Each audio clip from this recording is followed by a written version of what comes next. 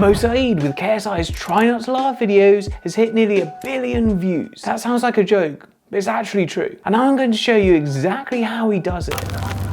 Starting off with the Try Not to Laugh videos. Mo is always keeping the reactions really quick. People are watching the video for a good time, not necessarily a long time. So even if you have 2 to 3 minutes of footage from the reaction, you should only be keeping in the absolute best bits. And if that ends up only being 10 seconds, that's absolutely fine. If the reaction is a bit dead or less enthusiastic, viewers are going to click off and not want to watch the rest of the video. There should never be a dull moment, but Mo also knows exactly why the viewers click on the video, which is always the most important thing to keep them engaged. It's for KSI, it's for the entertaining videos he watches, and of course, the money that is given away. And Mo makes sure that the video is always focusing on one of these things with the editing. So before you edit a video, make sure you know what your viewer that is watching the video is watching for. Then this will make it so much easier to choose what to cut and what to keep in. But in terms of effects, he always uses the grade to show emotion, especially sad or downbeat moments,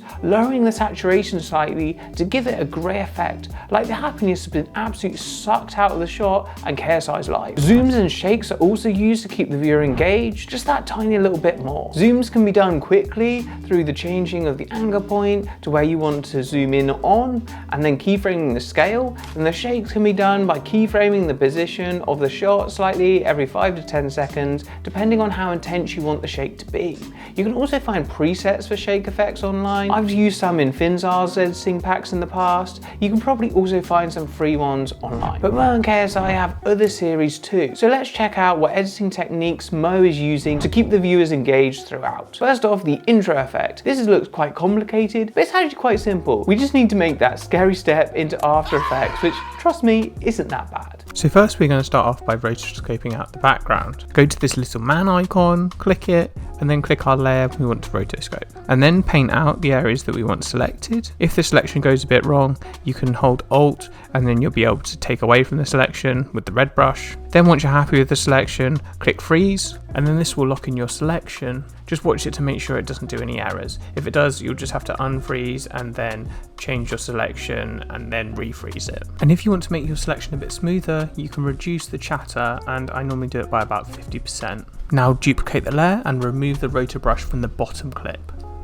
Then create a new text layer, put it into position, and move it below the rotoscoped out layer we did earlier. Then you can scale it in and out. I just did 5 frames and started the scale at 0. And then we want to add a slow zoom onto it all. So select all the layers, click pre-compose, click OK. First change the anchor point, so we're zooming in on the person's face. In order to do this, click Y and then you'll be able to move the anchor point. Now that we have the anchor point in the correct position, go to scale, do a keyframe at 100 and then zoom in to 130 and then put the other keyframe at the end. And then to add in the flames, click back into the pre-comp. I've got myself an overlay layer with a black background and some flames. Then put this below the rotoscoped layer and then change the mode to screen. And then you should be left with this. But whilst effects catch your eye and keep you engaged, it's also really important to make sure the video is clear and obvious at which comment is being read, as this is the main topic of the video. It's so important to make sure your viewers are always understanding what's happening in the video, as viewers not only click off when they are disengaged, but also when they don't understand what is happening. But something that might not be noticed about Mo's editing as much is how quickly he edits these videos. The KSI channel lately has been posting videos every 3 days. And this is so important as the content that is being reacted to needs to still be fresh, so the edits need to be turned around quickly. So let's look at 5 ways you can edit faster like Mo.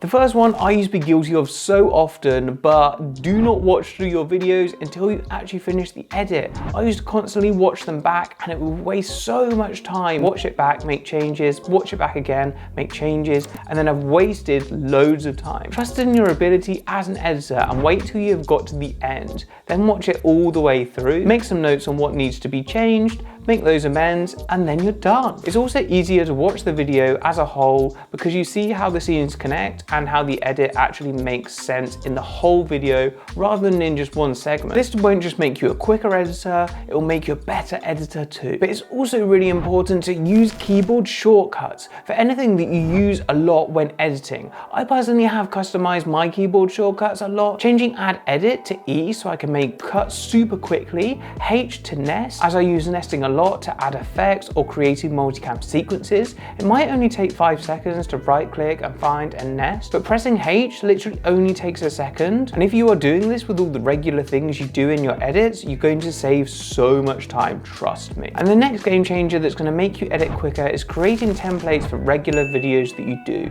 This should include all the watermarks, logos, images, music, sound effects, intros, outro cards, whatever you use on their edits regularly. Add this into the template. It means you always have regular assets in one place and can quickly access them in your project rather than scrambling through folders on your computer and trying to find it and taking lots of time and wasting time. But focus is also incredibly important to edit faster, and to make myself more focused, I set myself a timer and just edit during those periods. No watching a video on the side, no listening to music, going on your phone or anything. When the timer is running, you have to just be editing. You will be amazed at how much quicker you are going to edit with no distractions. And the final one is probably the hardest to master, but the one that will speed up your edits the most. It is making decisions quicker. This unfortunately is only something that comes with time and experience and from making decisions and learning as an editor, but if you are taking a long time on a certain part of a video, just make the decision quickly and move on. You can always come back at the end and change it if it doesn't work or it could be optimized more. When editing videos as an editor, we make thousands of decisions, so if it takes you a minute to make each decision, the edit is going to drag on for a long time, so try to make them as quickly as you can. But let's take a look at Mo's editing on his own channel, because he doesn't just edit for KSI. Welcome to Bangkok, the living capital of Thailand. The city is full of life, where old temples mixed with tall, modern buildings. You can visit beautiful places or enjoy food from street vendors. And for next 24 hours, I've set myself multiple challenges to do, and my aim is to spend less than £100. He starts the video straight away by addressing all of the main parts of the title, Thailand and £100, saying that Thailand is an incredible place and what he will be spending the £100 on. But most importantly, he sets the stakes, what can be expected in the video and what are the consequences that could happen if Mo doesn't achieve those aims.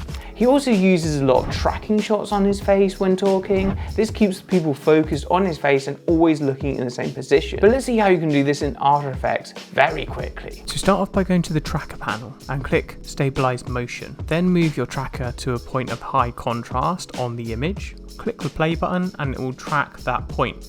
Then click apply and OK, and then you will see that it now tracks your face. However, we've got these black bars down the side. So if we zoom in with scale and position, we have then got rid of these black bars.